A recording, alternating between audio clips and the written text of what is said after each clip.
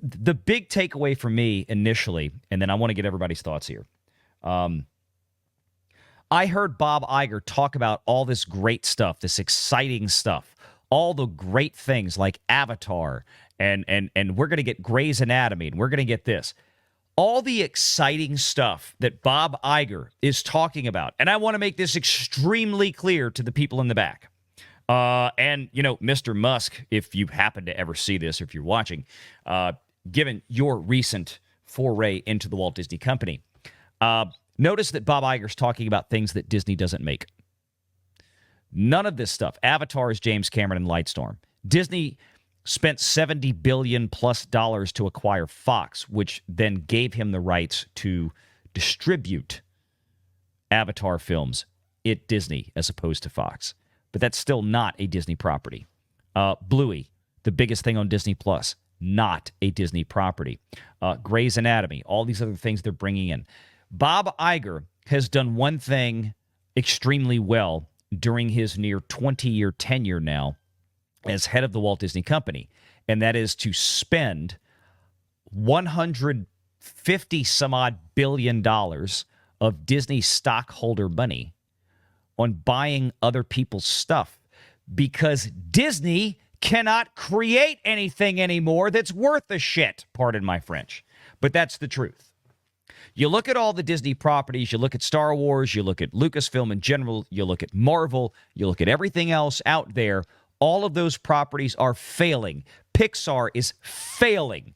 The Walt Disney Company's animation studios, failing. The thing that started the company made by Walt with Snow White nearly 100 years ago. Look what we got this year in the past 12 months, at least with Rachel Ziegler and this remake, failing. They're having to go back to the drawing board and remake the whole damn thing because Rachel came out and, like most people in her generation do, love to get on TikTok and run her mouth. The Walt Disney Company is a dumpster fire and a train wreck. And all Bob Iger can do, this is the key part of the earnings call, all Bob Iger can do is talk about how much more money he's going to spend to go buy other people's products, which are vastly superior to the Walt Disney Company's products that have been helmed by Bob Iger for 20 years because they can't do a damn thing anymore. That's what you should take away from this earnings call. We've got to go partner up with Fox and Warner Brothers to make a sports package. Again, sports are created by the professional leagues. Disney is simply a producer of the programming, and they distribute it. They don't make the NFL. They don't make the NBA. They don't make the MLB or the NHL or anybody else out there.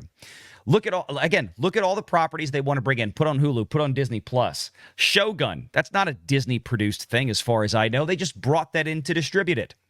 This is what we're dealing with. Disney has now simply become a distributor. But during the same earnings call, you had to hear Bob Iger lie to your face that the Walt Disney Company is still the greatest storyteller. That's a bunch of crap. Disney hasn't told a good story in at least 5 to 6 years, maybe longer. It's been at least since the end of Phase 3 of Marvel. And yeah, they want to talk about Star Wars and everything else. Nobody's watching those things on Disney+. They bragged about 14 million global viewers for Ahsoka, the most recent entry for Star Wars on Disney+. 14 million global. 23 million people watched the Season 3 finale of Demon Slayer, anime, which has absolutely destroyed Disney. 23 million people watched the Season 3 finale of Demon Slayer in Japan alone, according to Fuji TV's measurements. This is real. They want to talk about their competitor, like Netflix. Well, Netflix, there's no competition there. Netflix is cleaning Disney's clock. This is ridiculous. Netflix is profitable. Yeah, Netflix is making a 21% profit margin. They're making only $2 billion less per year in gross profits than the Walt Disney Company, with only 40% of the gross revenues. Let that sink in. And no, nobody brought up Nelson Peltz on the earnings call. I didn't expect Gina Carano, but Nelson Peltz in the proxy fight, I would have thought might have slipped in. And yes, Elon Musk. But clearly, I would say the Walt Disney Company, this is my speculation, and then I'll turn it over to this fine panel. The Walt Disney Company's legal counsel, along with Alexia Quadrani, who is the chief investment officer of Disney, she deals with all of the bankers that you just heard on the phone, probably gave the caller some instructions of what they could and could not ask about, and probably heavily screened it. Yes. Then the callers are cowards and the industry is cowards. And the problem is, Valiant. Yeah, go ahead. That lies only work for so long. And lies are another form of corruption. And eventually what corruption does is it leads to collapse. This was not a good quarter for the Walt Disney Company. No. But if you listen to this, it was tremendously good. You could not have made a bad quarter look and sound any better than they did today. For Disney, given the situation they're in, this is as great a home run as you can possibly hit in terms of the messaging. But that messaging is only made possible through the cooperation of the highest levels of investment class individuals who are calling in through the journalist industry, which is collapsing, because we don't get questions that will help investors. And I suspect that over the next 24 hours, although I'm not giving any kind of financial advice, I suspect that in the short term, we're going to see a significant bump in the Disney stock. But that does not change the fact that you lost more than 1 million subscribers worldwide in your streaming service that needs to be growing. It does not change the fact. It does not change the fact that your Moana movie that you've announced, which, by the way, thank goodness, because any person with a working brain could have looked at the Moana numbers, as I have over the last years, and said, make a sequel immediately. But instead, they're repurposing a television show into a movie. This isn't like a direct to VHS kind of situation where they're going to throw it in. And why would you announce that in this? Like, that to me. Right. Exactly, Tom. Don't mention it. That's stupid. Of the things that were absolutely correctly positive for Disney. The Epic Games Fortnite thing, we can explain that more in other videos. It's a huge get. It is a major win for Disney. I think that this sports gambling thing, integrating it directly into ESPN, I think that's playing with real fire. And if particular parties get into power and government in the United States, I suspect a crackdown on that, because that can get way out of hand way fast. Mm-hmm. I don't think that that's something that Disney wants to be associated with. I'll just say that. Yeah. I'll throw this out here. 2022, Disney Plus in the US had more subscribers at the end of 2022 than they have right now. This is a shrinking streaming service, and it is supposed to be the next big thing for the Walt Disney Company. This has been what they have essentially robbed the parks for the last few years in order to pay for. They've been running it at a deficit, and it is not yet profitable. It has shrunk, and they're going to take Hulu and destroy it in order to pretend like the success of Hulu is the success of Disney Plus.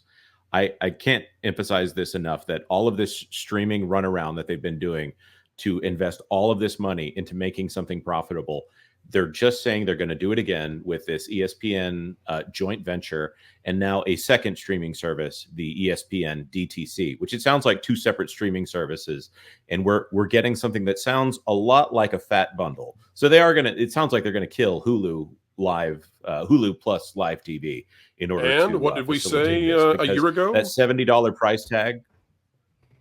That Hulu with Live TV price tag that they're charging right now sounds pretty close to what they're going to be doing for Hulu Plus. I need to grab some super chats here. Yeah, I want to grab some of these big ones, but since you brought that up, here's the average revenue per user right now.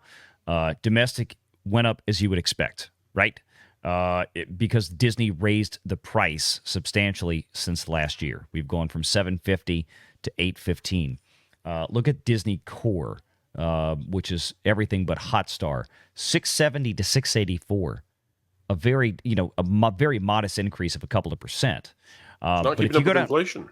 No, if you go down to Hulu, however, Hulu is still trucking around $12 because of the advertising capacity. But Hulu Live TV plus the Hulu service, $93. Right now, again, I want to remind folks. That doesn't mean they're profiting $93 per customer. That's the average revenue, the gross revenues. So of that, Disney, just like Charter just like Comcast and everybody else, they're paying fees back to the linear broadcast channels. Think TBS, the Warner family, Discovery, so on and so all the stuff that's on cable. Disney is paying fees back to them, right? So, but again, as Disney concludes its acquisition process of Hulu from Comcast, I don't care what Iger says here. He can't say, oh, yeah, as soon as we write the last check to Comcast, we're going to send Hulu through the ceiling, right? Because what has Comcast been accusing Disney of this whole time? Deliberately suppressing the performance of Hulu. Why do you think we don't? Why do you think questions like that aren't asked? I was gonna say, didn't he kind of dodge the Hulu question too when he was? Yeah. And that's why. Do you think, Valiant, that the investment class is circling the wagons? Here, I have to reemphasize this on the other side of the earnings call. When you look at those Hulu figures, if you wouldn't mind bringing the chart back up, that whole line right there, international, excluding Disney Plus Hotstar, that is Disney Plus Hulu internationally. It only makes $6 per user. Hulu only, which is essentially half the content, is the American side of this. It is less content than that international line up there. So why are they touching this service at all? It has just as much, basically the same number of subscribers as Disney Plus. So I don't understand why you try to convert these things into one singular streaming service. You leave that alone and let it be successful. I do not understand the intention of destroying Hulu. It is making money. This was not a good quarter for the Walt Disney Company, but they did the absolute best job you could ever imagine of making it seem good. Everything I'm hearing about the Moana 2 movie now has me deeply worried, and I have told them to make a Moana 2 forever because it was their best franchise. It looks like they're going to rush a pile of crap into theaters and then try to make money off the reputation of the franchise and then destroy the franchise. It'll be another Last Jedi all over again. Moana is that big. And this is, I'm really disappointed. I'm not surprised, but I'm disappointed in the institutionalists. At some point, a hard question has to be asked. At some point, you can't let someone just get away with it. The Spider-Man thing is the perfect example. You bring it up, you didn't do anything with it. It didn't make you hardly any money. You don't have any connection to it other than it's a property that you own being handled by somebody completely different. And you claim it's the #1 video game in the world, and it wasn't. And that's just like, at some point, somebody has to say, are we really going to treat this like we treat politics, or do we care about our money and the money that we're investing? Because that's where we're at. And it just feels to me like, and you correct me now if I'm wrong, but I feel like the institutional investors, I feel like the oligarchs that be, they've decided to circle the wagons and protect Disney from Nelson Peltz at all costs. Don't ask a hard question. If Disney says don't ask something about a subject, you pay attention, you listen to Disney, and we'll go along with all of this. And that's what it feels like to me. And the problem there is that I think that that's not sustainable. Like, I think that a lie eventually takes you off a cliff somewhere. And the sooner you deal with a lie, the smaller the dragon it is that you've got to battle against. And I think this one's going to eat the company if they keep going this way and sacrificing their entire future for a short-term Bob Iger legacy. Yeah. I really, this is why you need guys like Nelson Peltz in there. This is why it's desperately needed. You have to shake things up. And this is the problem with Wall Street right now. They're so used to things working a certain way, and they all want to hang on everything Bob Iger says because that's why your show's so important. They think honestly, he's amazing. Where else can people go to find out what's happening other than when we do this? You came up with this. This is a tremendous asset, not only to the viewers, but when the truth gets out from this, when it gets out to people, it's a tremendous resource. I think that people can find out, oh, wait, that, these things aren't actually going well. They did lose 1 million subs. This isn't great. And how in the world you could possibly listen to that call today if you're someone going to ask a question and say, hey, you lost 1 million subscribers. How'd you do that? Or, hey, It's not looking like you're going to reach any kind of significant profitability. I didn't think we were going to make $1 by the end of 2024, and that was what we were guided towards. What are you talking about? Make $1 in profit? Hang on here. But those questions did not come up. Make sure you're subscribed to Valiant Renegade and join us every Sunday at 6 p.m. Eastern for the live show.